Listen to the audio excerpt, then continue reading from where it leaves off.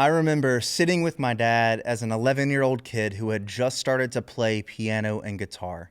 He had just bought me Pink Floyd's album, The Dark Side of the Moon, on vinyl, and I remember being completely inspired. I wanted to make music like them. And the great thing about being a kid is that big dreams don't seem to scare you as much. It wasn't until I got older that I really started to notice how far I still had to go. I had songs in my head that I couldn't get out, and I convinced myself that I would start making great music once I gained more skills.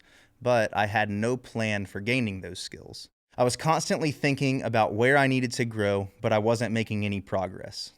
Being aware of where you fall short without taking action to improve leads to a cluttered mind at best, and at worst, it leads to a defeated mind that gives up. Eventually, I discovered music production tip videos on YouTube. And when those didn't work, I started buying online courses.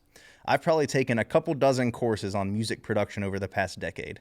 A lot of the courses and videos were great, but they didn't get me where I wanted to go because it was all theoretical knowledge and not practical experience. All the knowledge I was gaining just added to the noise and made it harder for me to take action. What I wanted is probably exactly what you want.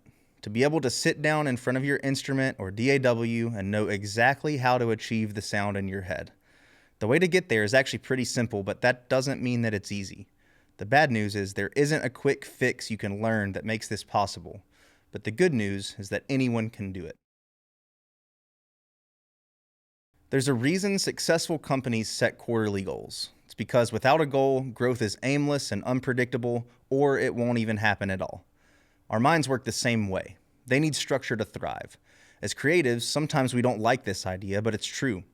Pablo Picasso said, "Our goals can only be reached through a vehicle of a plan, in which we must fervently believe and upon which we must vigorously act. There is no other route to success." According to Picasso, to get where we want to go, we need structure. I would add that the best form of structure for musicians is short-term projects. I call this the 30-day project framework. It has 5 steps that I'll walk you through. The first step is to decide on a project. The question is, what project should you pursue? I can't really answer that one for you, but I can give you some parameters. First, the project should be able to be completed in about 30 days. This isn't a hard and fast rule, but it can serve as a helpful guideline. Second, the project should lead to a tangible result. It shouldn't be an arbitrary goal of improvement like getting better at the guitar. Finally, this idea should scare you a little bit. This is how you know that you're on to something that will force your mind to expand. A couple examples of the kind of projects I'm talking about are recording and releasing a song or playing a concert at a local venue. Both of these things check all 3 boxes that I just listed. After you decide on your project, you need to set a deadline. Some healthy pressure is good and necessary for growth. If you're anything like me, without a deadline, you just won't finish the project. I would challenge you to take it one step further and announce the project. Post a release date for your song on social media. Book the venue for your show. This is going to feel scary, but that's good. That means you're heading into the unknown, and that's where growth happens. The third step is to seek inspiration from others. Let's say your project is to record and release a song.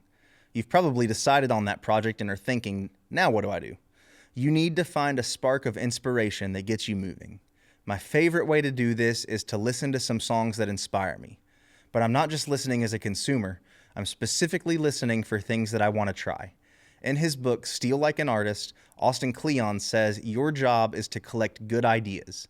The more good ideas you collect, the more you can choose from to be influenced by.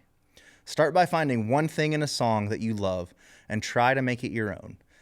It could be a drum groove, a keyboard sound, a melody, really anything.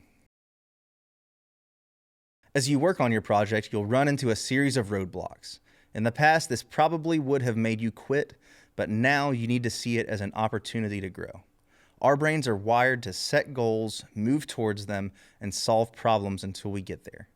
Each problem we solve gives us a new micro skill.